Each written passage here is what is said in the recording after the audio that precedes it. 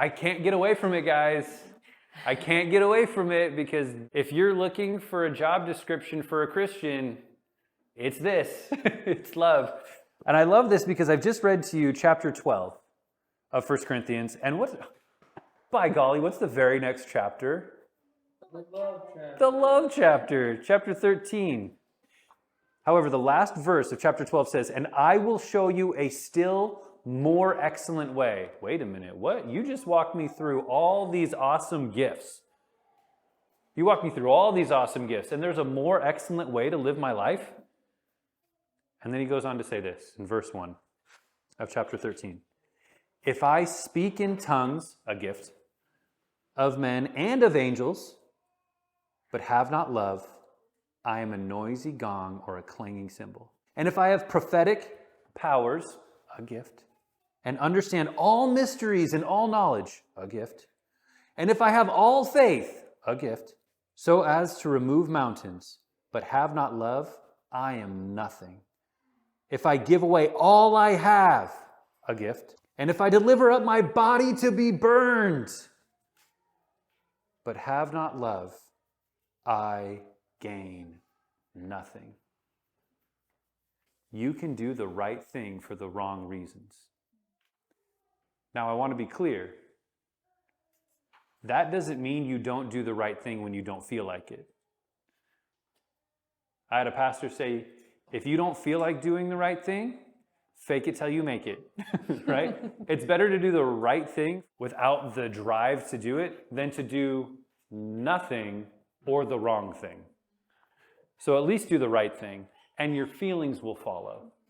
Keep doing the right thing, and your feelings will follow. The way that you execute the gifts is love.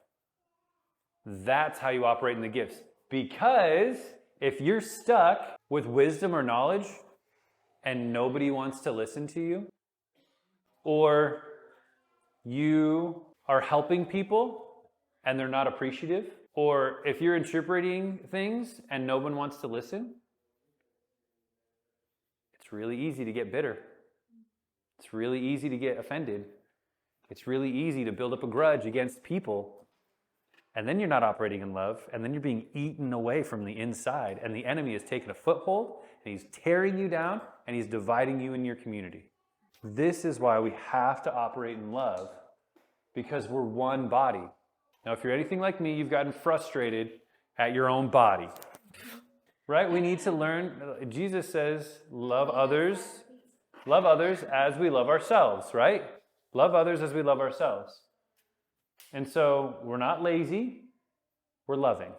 This is why we can bear each other's burdens. But if we're not operating in love, our gift will divide us. Our gift will put us on our own little island, and we'll either have a self-righteous party or a pity party, or maybe both. Yeah. Again, it's all about priorities. It's how we order our approach to these things. Because you can do the right thing the wrong way. There's something I heard last year, and we've kind of developed it in our family. Telling the truth at the wrong time or in the wrong way, telling the truth without love can be more harmful and hurtful than a lie. Okay? Now, we want to encourage truth-telling, but if you do the right thing the wrong way, it can cause more damage than good. So we're always going to come back to love. What's fun about the gifts of the Spirit is that another way that they're referred to in Scripture is manifestations of the Spirit, pneumatikos, spirituals. They're part of the Spirit coming out of you. That's 1 Corinthians 12:7 is where it says that. In your translation, it might not say that. It might just say gifts. And it might say that. That's okay too. But in Greek and the ESV, it says manifestations of the Spirit. Yeah. So all of these that we're going to get into, they should look like God. They should sound like God. They should feel like God.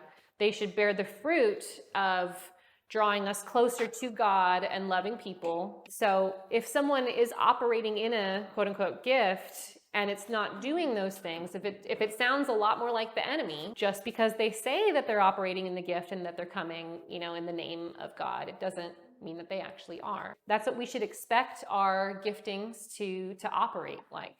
The two greatest commandments, love God, love people, should draw us to those things.